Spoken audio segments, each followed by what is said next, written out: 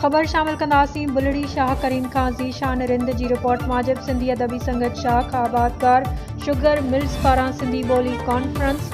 सिंधी ॿोली हज़ारें सालनि जी तारीख़ ते मुबनी आहे, जंहिं वटि पंहिंजी धरतीअ, हज़ारें सालनि जी तहज़ीब, कल्चर, जाग्राफ़ी, रहणी कहणी जी तारीख़ी पस मंज़र आहे।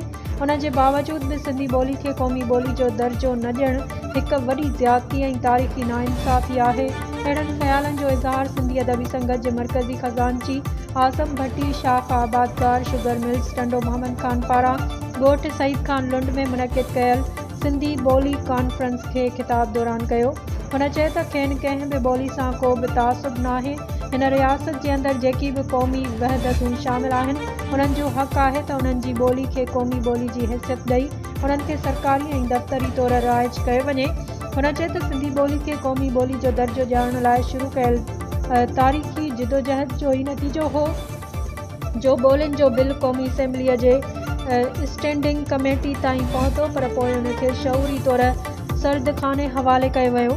कॉन्फ्रेंस खे ख़िताब कंदे सिंधी अदबी संगत जे ज़िले राब्ता सेक्रेटरी आगा जान आगा चयो त सिंधी अदबी संगत सिंधी ॿोली खे क़ौमी ॿोली जो दर्जो ॾियारण लाइ केतिरनि ई सालनि खां मुसलसल जिदोजहद करे रही आहे।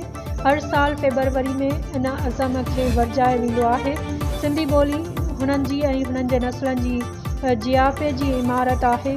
सिंधी ॿोली खे क़ौमी ॿोली जो दर्जो मिलण ताईं इहा जिदोजहद जारी रहंदी। उन मौक़े ते शाख आबादकार शुगर मिल्स जे काउंसलर लाला बख्श लालण, सठियो ज़ुल्करनैन लुंड, मुश्ताक मेहराणी बि ऐं ॿियनि पिणु ख़िताब कयो। कॉन्फ्रेंस में मुतफ़िक़ा राय ठहराउ मंज़ूर कयो वियो त सिंधी ॿोली खे फ़ौरी तौर क़ौमी ॿोली जो दर्जो ॾिनो वञे।